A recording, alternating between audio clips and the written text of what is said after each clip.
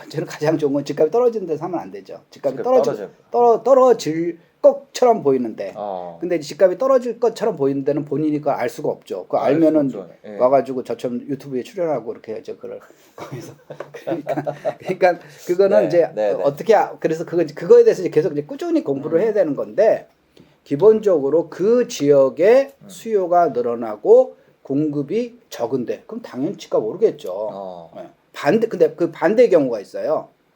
수요는 별로 늘어나지 않은데 공급만 막 되는데, 예, 그런 데는 집값이 오를 가능성이 굉장히 적습니다. 다시 해요. 수요가 늘고 네. 공급이 적으면은 괜찮고. 그렇죠. 그러니까 시장의 원리가, 네. 우리 자본주의 시장의 원리가 이제 수요 공급의 원칙이잖아요. 네. 그러니까 수요가 많고 공급이 적으면 당연히 가격은 오르는 거고, 네. 반대로 수요는 적고 공급이 많으면 가격은 떨어질 수밖에 내려지죠. 없어요. 예. 예. 실제로 사람들이 집을 어디서 막 사냐면 후자에다 많이 사요. 공급은 많고. 공급이 많은데. 예. 공급이 많을 때는 뭐가 돼요? 새 아파트를 막 분양하잖아. 예. 분양 막 하고 새 아파트 막 입주하잖아. 그러면 야, 나 새 아파트를 가서 살아야지. 그러고 하는 거예요. 옆에서 새 아파트 계속 짓고 있는데. 예. 그리고 앞으로도 계속 보다가 빈 땅이 많으니까 계속 질 때. 그런 데는 수요가 쫓아가지 못하기 때문에 여기에 이제 좀 집값이 상승하는데 이제 한계가 있고, 어느 정도 되면은 이제 집값이 오르지 않는 데죠. 그러니까 그런 데가 의외로 사람들이 그런 데 많이 사거든요. 저 사람 당연한 얘기예요. 수요가 저기 많고 공급이 적은 데 사야지. 그 당연한 얘기지. 당연한 얘기를 왜 안 지키냐고요. 그 얘기를 하는 거예요. 수요가 느는 이유가 이제 몇 가지가 있거든요. 근데 그 중에서 가장 많은 거는 이제 양질의 일자리하고 굉장히 밀접한 이제 그 비례 관계를 갖고 일자리. 그래서 KB 국민은행 그 시세표에 들어가면은 2002년 12월부터 서울을 이제 샘플로 말씀드리는 거예요. 서울의 25개 자치구에 이제 그 시세표가 쫙 나와요. 그러면 이제 지금까지 나오는 게 4월 말까지 데이터가 나왔고요. 이제 촬영하는 날 기준으로 4월 말까지 나왔고, 이제 조금만 있으면 다음 주 월요일 날은 5월까지 데이터가 나와요. 그럼 그때부터 시작해가지고 2022년 5월 달까지 어느 자치구가 많이 올랐고 어느 자치구가 적게 올랐음을 알 수가 있죠. 그 시세를 보면 알겠죠. 그렇죠. 거기서 보면 이렇게 from to 그렇게 하게 되면은 이제 어느 구가 뭐 강남구는 몇 퍼센트, 뭐 은평구는 몇 퍼센트, 뭐 그다음에 뭐 저기 중랑구는 몇 퍼센트 쭉 나올 거예요. 영등포구는 몇 퍼센트 쭉 나올 거예요. 그거 보면은 어느 지역이 많이 오르고 어느 지역이 적게 올랐구나라고 할 수가 있어요. 그걸 보면은 그러면 많이 오른 데의 특징은 뭐고 적게 오른 데의 특징은 뭐야? 그걸 좀 생각을 좀 해보시라는 거예요. 이 투자라는 게 끊임없이 생각을 해야 돼요. 많이 오른데, 그거 투기꾼들, 그 투기꾼들이 역시 이런 데 많이 사는구만, 라고 생각하면은 정말 인생이 깝깝한 거예요. 또 하나 재밌는 건 뭐냐면은, 그러면 매매가는 그렇고 전세가도 한번 보라는 거예요. 그 지역에. 매매가도 나오고 전세가도 나옵니다. 근데 그렇게 보면 아까 매매가가 많이 오르는 지역에 전세가도 많이 올랐고요. 매매가가 적게 오르는 지역에 전세가도 적게 오르는 걸 발견할 수가 있어요. 이게 무슨 얘기냐면, 매매가든 전세가든 적게 오른 지역은 주택 수요가 적은 지역이고, 주택 수요가 적게 늘어난 지역이고요. 매매가하고 전세가가 많이 오른 지역은 주택 수요가 많은 지역이에요. 많이 늘어난 지역이죠. 근데 그 많이 늘어난 지역하고 그러면 적게 늘어난 지역을 일단 이제 구분했잖아요. 그러면 그 지역하고 그 기간 동안에 일자리 증가를 또 한번 조사를 해보세요. 일자리 증가는 통계청 들어가면 있거든요. 거기 보면 제가 이제 그 분석해가지고 이제 그런 걸 말씀드린 거고, 모르시는 분은 아기곰의 강의를 들으세요. 광고인가? 하여튼 그걸 해보면은요, 아주 놀랍게도 일자리 증가와 굉장히 이제 밀접한 관계가 있어요. 그럼 예를 들면 이제 중구예요. 이제 서울시 중구. 서울시 중구는 집값이 굉장히 비싼 동네입니다. 비싼 동네예요. 그 다음에 일자리가 서울에서 세 번째로 많아요. 강남구, 서초구 다음에 중구가 일자리가 세 번째로 많아요. 그런데 집값 상승률을 따져보면은 아까 25개 자치구 중에서 밑에서 다섯 번째 그 정도밖에 안 돼요. 일자리는 많은데.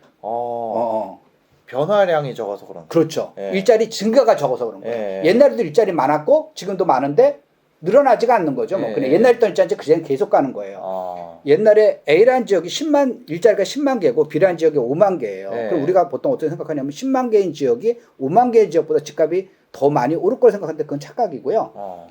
10만 개인데 이 지역은 10년 전에도 10만 개였던 거예요. 그러면 일자리가 하나도 늘어나지 않는 거죠. 그 자리인 거죠. 그러죠. 그럼 주택 수요가 늘어나지 않는데 아까 5만 개 B 지역은 5만 개인데 10년 전에 2만 개였잖아요. 그러면 3만 개가 일자리가 늘어나면서 그 3만 개의 일자리를 보고 전세든 매매든 그 동네를 네. 이사를 오는 거예요. 그 돈 벌려면 가야죠. 예. 네. 자기가 안 가면은 출퇴근에 저기 뭐 힘든데. 힘드니까 퍼포먼스 떨어지고. 예, 아침에 거기서 2시간씩 또는 1시간씩 네. 지쳐가서 가는 게 얼마나 스트레스예요. 어쩌다 한 번 가는 게 아니라 매일매일. 네. 또 퇴근할 때 매일매일. 그 시간에 근처로 이사 가게 되면은 행복해지죠. 좀 자기가 집에서 쓸 수 있는 가족과 쓸 수 있는 시간이 훨씬 더 많았고 자기 개발을 위해서 쓸 수 있는 시간이 훨씬 더 많은데 맞아. 그렇게 되는 거니까 자꾸만 그렇게 가는 거죠. 그게 바로 이제 우리가 직주 근접이라고 얘기를 하는 거예요. 네. 그래서 그 일자리 증가를 한번 찾아보면은 아주 놀랍게도 그게 굉장히 이제 근접해요. 네. 그래서 그런 일자리 증가가 많이 늘어난데 특히 그 중에서 이제 그 싼 일자리가 아니라 양질의 일자리. 양질의 일자리라는 거는 종업원 수가 많은 회사, 이거 뭐 300인 이상을 이제 우리가 대기업이라고 이제 우리가 정의를 하거든요. 중소기업 기본법에서 이렇게 나와요. 300명 이상 있는 대기업의 그 일자리가 얼마 많이 늘었느냐. 그게 안 되면 이제 100명 이상 일자리가 얼마 늘었느냐. 이제 이런 거고 보통 이제 5인 미만 그러니까 4인 이하 일자리 늘어난 거는 크게 영향을 끼치지 않아요. 집값에. 그거는 이제 보통 그 근생 시설일 가능성이 높아요. 그러니까 뭐 쉽게 얘기해서 짜장면 가게. 우리 집 옆에 짜장면 정말 맛있게 하는 데 있어. 그게 들어왔어. 우리 집값 올라야 돼? 이건 아니잖아요. 아니죠. 그렇죠. 뭐 짜장면 먹고 싶으면 어쩌다 가서 먹는 거지. 뭐 그것 때문에 이사를 간 사람 없잖아요. 그러니까 그런 근생이 늘어났다고 근린생활 시설이 늘어났다고 집값이 오른 건 아니에요. 그런데 그게 아니라 그 동네에 대기업이 뻥 큰 데 들어왔어. 정말 그 임금이 한 1억씩 주는 연봉 1억씩 주는 게 빡 들어왔어. 잘 나가는 회사. 잘 나가는 회사가. 그렇게 되면은 그 회사에 출퇴근하는 사람은 그래도 뭐 가까운 데서 거주하고 싶으니까 그래서 그걸 보시면 돼요. 근데 그거는 통계청에 들어가도 다 이제 웬만한 사람들 다 분석할 수가 있습니다. 그 일자리의 증가 속도가 많이 나오고 있는데 공급이 없으면 그런데 따봉이죠. 그게 제일 좋네요. 그러니까 공급은 거의 없는데 일자리 증가가 되는데 공급이 없는 데 같은 경우 특징은 또 뭐냐면은요. 인구가 늘지가 않아요. 그 지역에 공급이 없으니까 인구가 늘 수가 없구나. 서울이 인구가 늘지 않고 인구가 지속적으로 줄잖아요. 인구가 주는 이유가 뭘까요? 서울 사람들은 애를 안 낳고 그러면 경기도는 인구가 또 많이 늘거든요. 그럼 경기도 사람들은 애를 낳고 경기도 사람이 확실히 부부금술이 좋고 서울 사람들은 부부금술이 안 좋고 그거 아니죠. 19금인가? 하여튼 뭐 근데 이제 그건 아니란 말이에요. 그건 무슨 얘기냐면은 서울에 있는 사람들이 공급이 없으니까 새 아파트를 공급을 못 하니까 나 새 아파트 살고 싶어. 그러니까 새 아파트를 찾아가지고 광교로 가고 동탄으로 가고 미사로 가고 하남 미사로 가고 김포 신도시로 가고 뭐 고향으로 가고 이렇게 그죠. 외곽으로 빠져나가는 거예요. 그러니까 경기도 인구는 늘어나는데 양질의 주택이 계속 공급되니까 경기도는 빈 땅이 많아서 공급되니까 인구가 늘어나는데 서울에서는 공급이 안 되니까 잠깐만 인구가 줄어드는 거예요. 맞아. 그러면 서울의 집값이 인구가 줄어드니까 떨어져야 되는 거 아닙니까? 근데 서울 집값 계속 오르잖아요. 오른 이유가 바로 그거예요. 그래서 양질의 일자리는 계속 늘어가는데 이제 그런 공급이 줄기 때문에요. 근데 일자리가 느는데 인구가 준다는 건 정말 이상한 상황인 거네요. 그렇죠. 근데 이제 그게 서울만 그런 게 아니라 이제 경기도도 그런 데가 있고 그다음에 지방도 그런 데가 있으니까 그 지역별로 좀 이렇게 조사를 하셔가지고 그걸 좀 이제 본인들이 적을 하시면 되죠. 이거 진짜 꿀팁인 것 같은데요. 일자리를 보는 게 아니라 일자리 개수가 중요한 게 아니라 일자리의 증가율 이게 중요하다는 기울기가 중요하다는 거잖아요. 그리고 공급이 안 되는 곳. 그런 데는 지금 뭐 얼마 빠졌다 그래도 이거 절대 팔면 안 되겠네요. 뭐 그렇죠. 예를 들어 호가가 뭐 얼마 떨어졌다 그래도. 그 재미난 게 이제 하락론자들이 이제 이렇게 이제 유튜브나 이런 데 토론 같은 데 가끔 가면 그래요. 집값이 이제 막 아까 빠지고 어디가 빠져요 그런데 숫자가 보면은 이렇게 많이 안 빠지잖아요. 그러니까 많이 안 빠지는데 그거는 이제 평균이고 뭐 실제로는 얼마가 이제 얼마 빠졌습니다. 뭐 얼마가 얼마 빠졌습니다. 이제 그렇게 얘기를 하거든요. 근데 실제로 보면은 그런 단지도 있고 그렇지 않은 단지도 있고 평균적으로 한 게 이제 통계거든요. 통계니까 사실 보면은 그 이제 통계를 계속 이제 꾸준히 우리가 이제 좀 찾아보는 게 중요하고 하나하나에 대해서 얼마가 뭐 얼마 빠졌다라는 거에 연연할 필요는 없어요. 그거는 연연하는 게 아니라 길게 보는 거죠. 이 주식과 부동산이 투자적인 측면에서 비슷한 면도 있고요. 틀린 면도 있고요. 그래요. 네. 같지가 않아요. 그러니까 주식식으로 부동산 투자하게 되면은요. 네. 돈 잃기 굉장히 쉬워요. 그런데 부동산식으로 주식을 투자하게 되면은 또 돈 벌 확률이 또 높아요. 그러니까 신기한 게 주식 같은 경우는 보통 이제 대부분 이제 단기 투자를 지향하잖아요. 그렇게 해서 이제 실제로 수익을 못 내는 분도 굉장히 많고 그런데 부동산 같은 경우는 단기 투자라는 게 없어요. 그러니까 최단 투자가 이제 2년이에요. 그죠. 2년 밑으로 갖게 되면 갖고 있게 그 전에 팔게 되면은 세금이 워낙 크기 때문에 단타죠, 단타. 그건 사실 실효성이 없거든요. 실효성이 없기 때문에 보통 2년 이상 갖고 있는 거고 주식 같은 경우는 이 단기 시장이 움직이는 동향, 경제 동향을 포함해서 단기 시장이 어떻게 움직일 것인가에 대해서 연구를 많이 하면 수익을 거둘 수가 있는데 부동산은 뭐냐면 2년 후의 시장 이걸 갖다가 이제 봐야 되는 거니까 개인이 그걸 맞추기가 굉장히 쉽지가 않아요. 그래서 보통 이제 집을 산 다음에 사람들이 갖고 있죠. 갖고 있습니다. 갖고 있으면서 뭐라 그러냐면 난 실거주야. 이렇게 얘기를 하면서 갖고 있습니다. 집값이 떨어져. 그냥 뭐 나는 어차피 살 건데 집값 떨어진다고 나 갑자기 그걸 팔고 뭐 월세로 갈 수는 없잖아요. 그러니까 계속 사는 거예요. 또 애들 여기 학교 다니는데 갑자기 뭐 딴 데 전학할 수 없어. 그냥 갖고 있어요. 그러다 보면 또 오르고 떨어지다 오르고 막 이런 식으로 하는 거니까 실제로 부동산 투자해가지고 수익을 거뒀습니다라는 사람들이 주변에 굉장히 많은데 맞아요. 실제로 주식보다는 훨씬 더 많은 이제 그런 상황이죠. 괜찮을 것 같아요. 앞으로 봤을 때 지금 현재 일자리가 늘고 있고 공급이 없다면 여기는 뭐 그냥 현재 올 수밖에 없죠. 저는 주로 실수요자가 많이 들어가는 지역을 하는 게 안전합니다 이렇게 이제 가르치거든요. 자, 그게 왜 무슨 차이냐면은 실수요자는 집을 잘 안 팔아요. 그렇죠. 자기가 20년도 살죠. 자기가 실수요를 하면 어떤 이유에서 들어간 거예요. 거기 직장 때문에 출퇴근 때문에 가든지 애들 학군 때문에 가든지 또는 뭐 부모님이 근처에 살아가지고 육아 도움을 받고자 가든지 어떤 이유를 해가지고 거기서 하기 때문에 그분들은 잘 안 팔아요. 근데 투자자라는 건 뭐냐면 철저하게 수익을 쫓아간 거거든요. 이거 투자했는데 그다음에 이제 떨어질 것 같다 그러면 얼른 팔고 나온단 말이에요. 그럼 그런 매물이 확 그런 투자 수요가 많이 들어갈 때는 집값이 쫙 오른 것처럼 보이지만은 나중에 그 매물이 쫙 빠져요. 그러니까 이제 그런 투자 수요가 많이 들어가는데 그럼 투자 수요가 많이 들어가는 데는 어떻게 알아요? 통계에 다 나옵니다. 거기서만. 그러니까 통계청에서 야 이런 데 사지 마세요라고 하면 절대 안 나오는데 통계청에서 모든 데이터 모든 데이터를 다 보여주기 때문에 그 데이터를 여러분들이 어떻게 해석할 거냐 그게 다 다는 거예요. 그럼 첫 번째 법인 수요가 많이 들어가는데 법인 매수. 그 구토교통부 통계 다 나와요. 거기서 보면 어느 지역에 법인이 몇 개 샀는 몇 개 샀는 다 나와요. 투자 수요죠. 100% 투자 수요죠. 법인은 자기가 들어 살 거 아니니까. 그러니까 그런 거. 두 번째는 뭐냐면은 어느 지역에 이제 그 외지인들이 어느 정도 많이 샀는지. 외지인 매수. 그렇죠. 아니면 그 지역 사람이 많이 샀는지 그 비율이 있어요. 그것도 다 보면은 이제 국토교통부에서 발표를 하거든요. 외지인이 많이 사면은 아무래도 투자 수요죠. 물론 이제 그 중에서 외지인이 많이 샀던 거 그 중에서 내가 회사가 글로 이사 갔어 그래서 나 가는 사람이 또 있겠죠. 있지만 그보다는 대부분 외지인이 샀다는 거 투자적인 수요고요. 현지인이 거기 샀다는 거는 이제 실수요일 가능성이 훨씬 많죠. 그렇죠. 물론 그 지역에 산 사람 중에 투자적인 수요도 뭐 법적으로 있을 수 있죠. 근데 그 확률은 뭐 10명 중에 1명도 안 되는 거고 아까 외지인 산 것도 실수요가 된 건 10명 중에 1명도 9명이죠. 그러니까 확률적으로 외지인이 많이 샀는지 실수요가 많이 샀는지 그걸 이제 봐야 되는 건데 이제 그 재미난 게 뭐냐면은 우리나라에서 이제 집값 제일 비싼데 1위부터 이제 14위까지 이렇게 보면은 1위가 이제 강남구, 2위가 서초구, 그다음에 3위가 송파구, 이제 용산구 이렇게 하겠죠.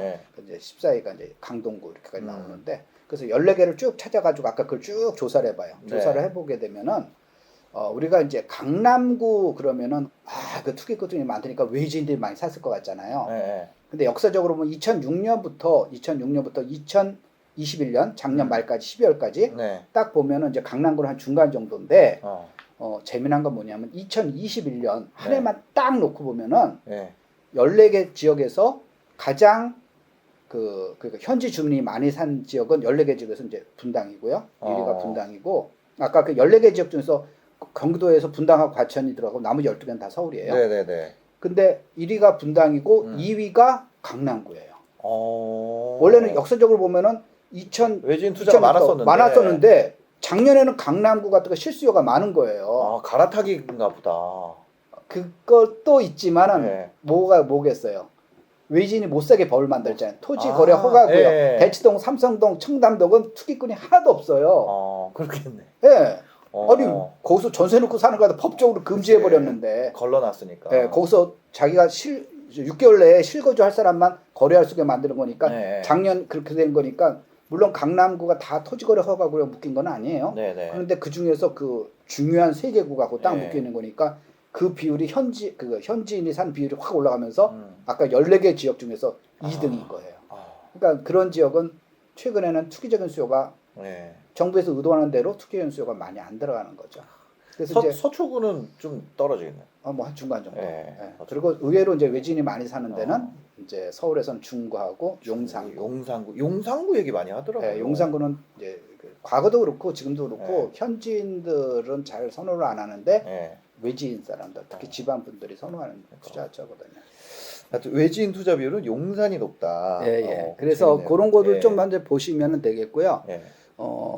그래서 여러 가지 이제 지수를 우리가 주식 같은 경우도 보면 하나의 지수가고 회사를 평가할 수가 없잖아요. 네네. 뭐 PER이 높다고 뭐 PR이 낮다고 무조건 좋은 회사도 아니고 뭐 PBR이 뭐 낮다고 좋은 것도 아니고 또 여러 가지 지수를 갖다 이제 여러 가지 지수를 보고 복합적으로 그걸 이제 판단하는 것 같이 부동산도 여러 가지 지수가 있거든요. 네네. 그래서 우리가 이렇게 코끼리 보면은 이제 다리도 만지고 꼬리도 만지고 뭐 귀도 만지고 그래서 우리가 전체적으로 비슷한 그림을 그리는 것처럼 네네. 이제 이런 지수들을 보면서 이 지수들이 무슨 의미를 하는 거고 그다음에 그게 나하고 어떤 영향이 있는가를 갖다가 네. 지속적으로 좀 더 연구를 하시고 고민을 하셔야 돼요.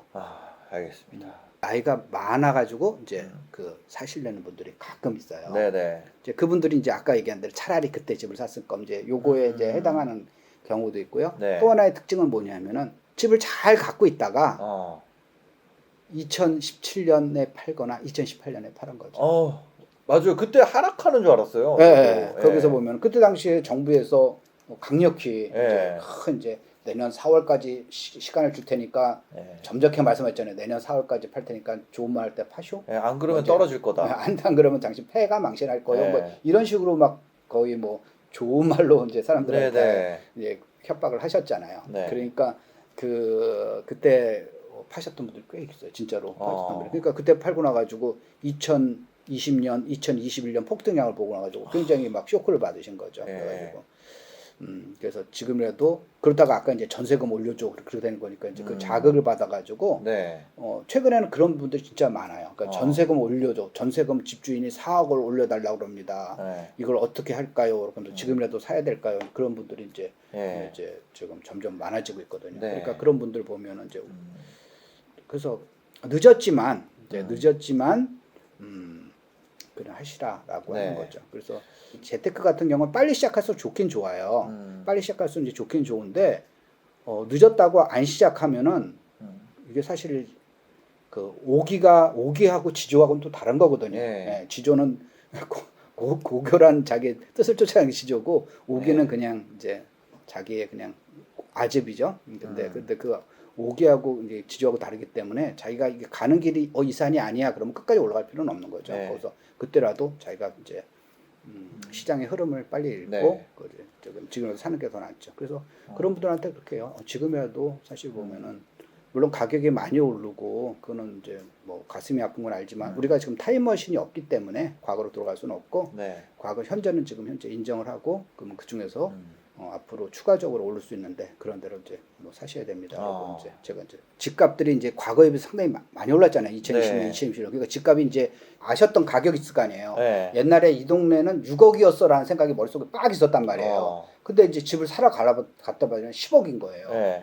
옛날엔 나 분명히 그게 6억으로 생각했는데 그러니까 야 이게 무슨 이 동네가 무슨 6억이나 내가 10억이면 강남에 가서 사겠다 그래서 가서 장난하면 그 가격 못 사는데 다 올라간 건데 그러니까 옛날에 가격에 비해서 옛날 가격이 너무 잘하니까 이제 못 사는 거예요. 그러니까 이분들이 야 이렇게 이제 이거는 이제 주택은 너무 이제 상투인 것 같고 이제 본인 생각에 상투인 것 같고 좀 덜 오른 걸 사자라고 해가지고 딴 거에 좀 이제 관심을 갖죠. 이제 상가라던가 조금 뭐 땅이라던가 뭐 이제 이렇게 무슨 뭐 지식산업센터 뭐 이런 거 이제 딴 거에 한 건데 그걸로 따라잡으려고 하는 마음이 있잖아요. 그렇죠. 근데 미안하지만 그런 것도 다 올랐고 잘못하면 특성이 뭐냐면은 일단은 자기가 1주택은 해놓고 나가지고 네. 여윳돈이 있을 때 딴 거를 해야 되는 거지. 1주택자 아니면서 나 무주택자야 라면서 그거 하는 건 굉장히 위험한 전략이고요. 특히 이제 땅 같은 경우는 제가 권하지 않거든요. 그 땅 같은 거는 예, 황금성이 굉장히 떨어지기 때문에 뭐 젊은 분이 나 우리 집에 정말 나는 금수저라 가지고 있는 게 돈밖에 없고 그런 분이라면 내가 막 사세요라고 할 텐데 그게 아니라 그러면은 50대 같은 경우는 이제 은퇴할 시기가 얼마 안 남았잖아요. 네. 그러면 그거 갖다 자기가 은퇴 후에 현금 흐름이 굉장히 중요하거든요. 근데 땅을 내가 샀다 그러면은 안 팔릴 가능성이 굉장히 높아요. 땅이라는 거는 개발이 될 때 가치가 확 올라가는 거지. 네네. 물론 이제 본인이 샀는데 그 후에 이제 딴 사람이 사주면 괜찮지만 대부분 그 땅을 안 사요. 왜냐하면 땅이 하나만 있으면 서로 몰려들 텐데 네. 사방팔방 전국에 땅이 얼마나 많겠어요. 네. 그러니까 딴 사람이 사더라도 그 땅을 사는 게 아니라 또 딴 땅을 사고 막 이렇게 되기 때문에 본인이 샀을 때는 샀지만 나중에 팔리지가 않는다는 얘기예요. 그럼 내가 노후에 나 이거 올려가지고 차익 봐가지고 내가 노후 대비를 하려고 그랬는데 안 팔려. 네. 그러면 거기다 내가 10억 투자했어. 근데 일단은 내가 한 10억 투자해가지고 한 15억 되면 5억 갖고 이제 그 차익 갖고 어떻게 하려고 그랬는데 10억 자체가 팔리지 않은 거니까 10원도 거기서 안 나오는 거예요. 빵원이 된 거네요. 빵원. 그렇죠. 그게 월세도 안 오고 장부가로서는 이제 뭐 중개하신 분이 이게 요새 땅값 올라가지고 20억이에요 하지만 팔려야지 20억이지 뭐. 그러면 그렇죠. 20억은 그만두고 10억이라도 좀 팔아줬으면 좋겠고 혹시 저 중개하시는 분 15억에 사겠어요? 20억이라면서 제가 15억에 드릴게 사세요. 그럼 중개하시는 분도 안 사죠 당연히. 그냥 그 립서비스죠. 립서비스 20억 됐습니다라는 거고 아무도 안 산다는 거예요. 그럼 사실 장부가에서는 20억이라고 말을 하지만은 실제로 나는 세금만 계속 내는 거지 실제로 쓸 수 있는 돈이 아니란 말이에요. 환급성이 떨어지단 말이에요. 말만 20억이고. 그렇죠. 그러니까 이제 절대 그게 환급성 떨어지는 걸 절대 하시면 안 되고요. 네. 그래서 그나마 이제 주택이 환급성이 있고 그 중에서도 이제 아파트가 환급성이 있고 네. 그 중에서도 아파트 중에서도 환급성이 많은 데는 아까 수요가 많은데 이런 데 주택 수요가 많은데 네. 이런 데가 이제 환급성이